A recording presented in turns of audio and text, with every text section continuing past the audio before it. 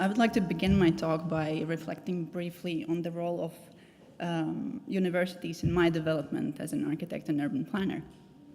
So I graduated from Riga Technical University in 2007, having acquired all the basic skills and knowledge necessary to practice architecture. But I can only recall one teacher that ever spoke to us about values and responsibility. And I remember he said, "You are advocates of public space." And I think maybe it was because of him that I decided to go to study urbanism in the Netherlands. And there at TU Delft, we passionately discussed history, politics, society. We were taught to place architecture and urban planning in a much broader context, and we were. Oh, that bird is scary. Sorry. And we were always encouraged to take a strong position and to be aware of the tools available to us to initiate change. And while the university was shaping my worldview, the Dutch cities were spoiling me with beautifully planned streets and public spaces. And it was living in the Netherlands where I realized that healthy lifestyles and an urban street life can be embedded in urban design. So without even thinking of any exercise, I cycled for at least 20 minutes every day without even looking for a park. I had access to greenery right there on the street. I would like to show you. Yeah. And I realized there that streets not only help us to effectively move around, but they're also a stage for public life to unfold. So when I returned to Riga, I saw the streets there from a new perspective. How sad they are and how empty, especially ones that have been built recently. I quickly switched to the car because cycling felt dangerous and uncomfortable. And I was surprised to see how new streets are being planned in Riga. So there were metal railings where there should be trees. There were these huge highways built and huge shopping malls popping up next to these highways. And the development that was happening in Riga was mainly suburban. At the same time, the center of Riga was rapidly losing residents. There was an empty building on nearly every block, and the air quality is amongst the worst in Europe due to traffic congestion. And with that all in mind, the other half of Finding Urbanists, my partner Tom Cockins, we decided that we have to bring attention to the poor quality of streets in Riga. And it was clear to us that no one is going to ask for our opinion, so we had to be proactive and do something about it. And so we decided that we can do something about at least one street, and we picked one that's called Miere Street, and we named the project Miyagi, and that translates as peacefully or easily. We wanted to show that a peaceful coexistence on the street is possible and can be achieved by rather simple means. And the reasons why we chose this particular street were that there's already an active local community, which is quite unusual for a street in the center of Riga. And there's great spatial potential for high-quality street life. Also, there was a very obvious problem. 90% of all cars go on the tram rails in the middle, leaving the lanes that are designed for them empty. And at the same time, an increasing number of pedestrians and cyclists have to share a narrow sidewalk and navigate between parked cars and open doors and signposts in the middle. For sure, the available street space can be used in a more balanced way. So by combining having a shared tram and car lane in the middle, more space would become available for cycling lanes on each side of the street. And that in turn would allow us to free up the sidewalks for walking, for sitting down, for cafes, for plantings, for trees. And so we produced drawings and photo montages And we went to the neighborhood organization to discuss this, and they suggested that we show it to the people on the street, and that we were very interested in that because we wanted to explore communication with the local community and with the general public. And so we did just that.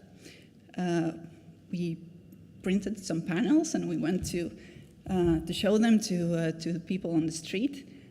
And the response was surprisingly positive. Yet somehow we still weren't sure if people can understand our drawings or if the solution that we're proposing would be the best fit for the street. So we decided that we have to test the solution spatially by building a model, and we would build the model directly on the street in these real conditions. The mock-up was built in 3 days, and it remained in place for almost a week. And it really changed the street instantly. So on one side, where I put down the bench, we added only 30 centimeters to the street. And it seemed like an insignificant dimension on our drawings, but it made a huge difference on the ground. So all of a sudden, there was space for both sitting down and walking. And on the other side of the street, almost as soon as we put down tables and chairs, people from a nearby cafe started serving coffee and cake. And that led us to believe that people almost instinctively know how to use a good street when they see it.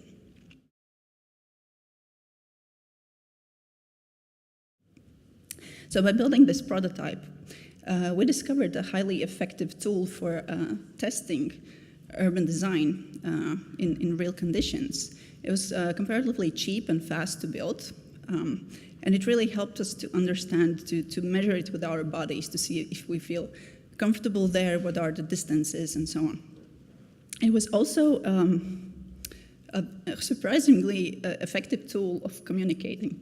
So by stepping onto this weird object on the street, people were really intrigued, and they started conversations about urban design with strangers, which was really great. It was like a dream of an urban planner come true, people passionately discussing streets with each other.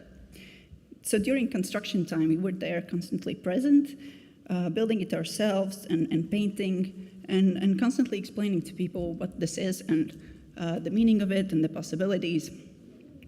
And this time the reactions were, the range was much broader. There were people who were very supportive of the idea. There were some who were critical, and even some who were quite hostile to us.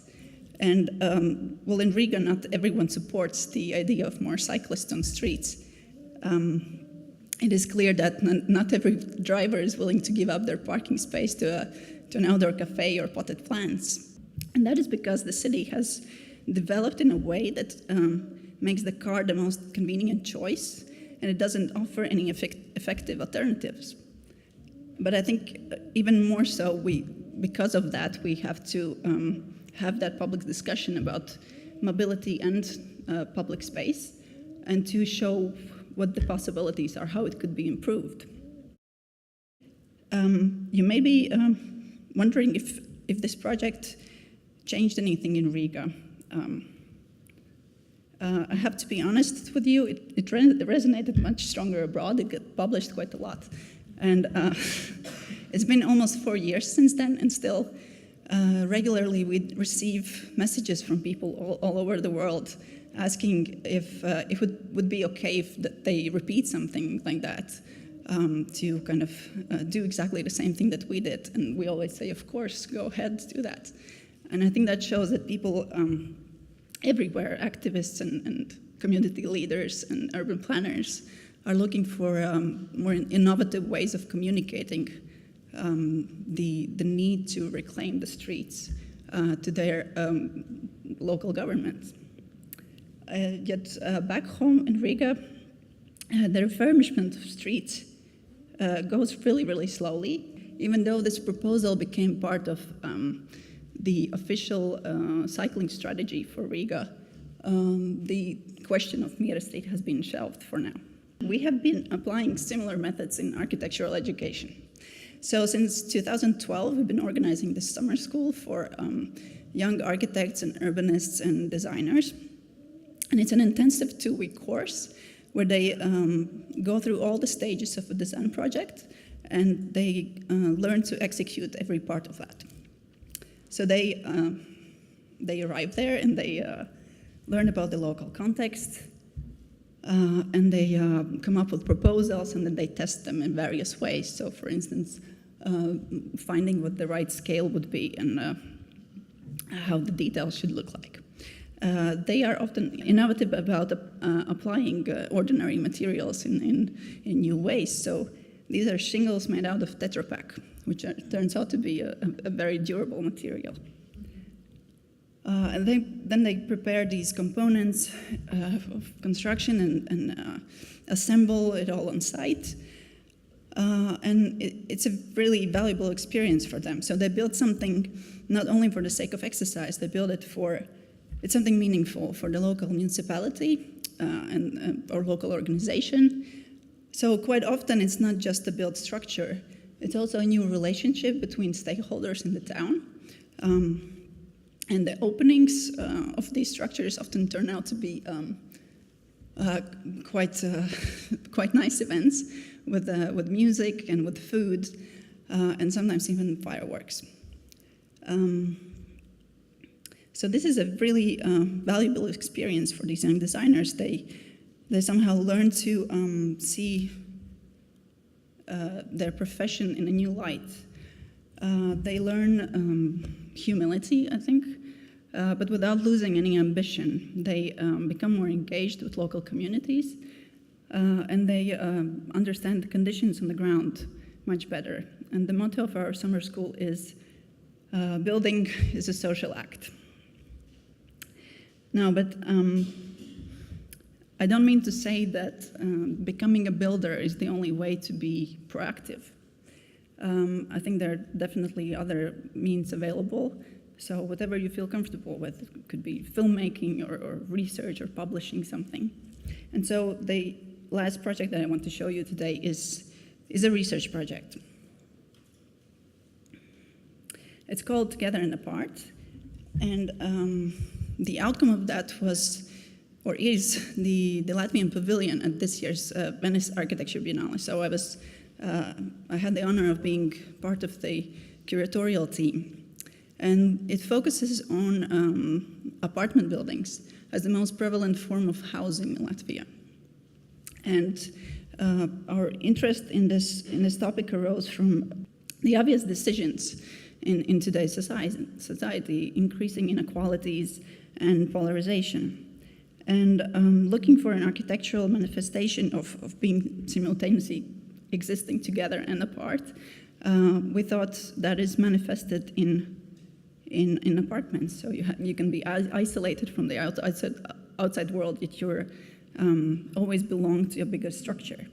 And so we were quite surprised to find out that Latvia is a leader in apartment living in Europe. So 66% of the population in Latvia reside in apartments, which means that for many people that is really the most common experience of architecture. And due to historical reasons, even in the countryside, there's quite a lot of apartment buildings in Latvia, which seems kind of unusual. Yet, any more serious discussion about the conditions in which a modern Latvian society should live, or any experiments in apartment buildings, have largely disappeared from the architectural discourse. And so so no one has really had a proper look at apartment buildings or housing since the 90s. So we set out to do that with the curatorial team. And we spoke to all the stakeholders involved in the housing system. So with developers of commercial housing, of social housing, bankers and real estate agents and representatives of state and local governments. And of course architects too. And it quite quickly became clear that architects really currently have a minor role in the housing system. And the spatial qualities of apartments are defined not by architectural ideas, but by the rules of the real estate markets or building industry or political agendas. So for the exhibition, we defined the main challenges for housing in Latvia today, and we show them through conceptual models and photography series and research materials. And this is just one example. I'm not going to go into all the details today, but this fuming model shows heat loss in buildings, in poorly insulated buildings, which is a huge problem in Latvia and in other northern countries as well. And that relates to bigger issues like can people self-organize to initiate a renovation process, and our energy consumption in general, and comes down to geopolitics in the end. It was pointed out to us several times by our fellow architects and journalists and critics that this might not be a good topic for research, and definitely not for an international exhibition. We are recommended to focus on something prettier, something that we take pride in Latvia, like nicely preserved homesteads or well-restored public buildings. Why would we want to show the whole world that our apartment buildings are run down and poorly insulated, or that only a small part of Latvians can actually afford to become homeowners? Yet we saw that in a different light. We thought, well, this is one of the rare occasions when an architecture project gets enough state funding, enough media attention, and independence to bring to attention inconvenient topics that definitely require the engagement of architects. And so, in addition to the exhibition in Venice, we published a book on the history of apartment living in Latvia, and we are, it's an ongoing project, so we're working on bringing the exhibition to Latvia early next year, and to put out another book in Latvian this time, focusing more on the future challenges of housing. We've organized several discussions about this topic, and spoken many times to the press, and we're really interested in continuing this research and working with all the stakeholders of the housing system. And we hope that ultimately this will lead to an improved housing policy in Latvia, which is very much needed. I see it as a problem related that the architect's role is still largely seen as that of a service provider, someone who is more interested in the aesthetics of buildings and less in the well-being of people. And I think we really need to change that. And in order to do so, we should acquire more knowledge of the context in which we operate and constantly be learning new skills. And I think architecture schools really play an important role in that. So I'd like to end with a quote from Wouter van Stiefhout, who was my professor at TU Delft. And in 2010, he founded the Design as Politics chair. And this is a fragment of his inauguration speech. So he said, "Instead of quaking in our boots as we wait to see what policies are heading our way from government departments, provincial authorities, municipalities, and districts, or sitting around speculating about what the market wants, we should be equipping young designers with the keenest possible awareness of the opportunities their profession gives them to push through social changes or to protect what they regard as valuable and vulnerable." So to me, I think that is cathedral thinking. Thank you.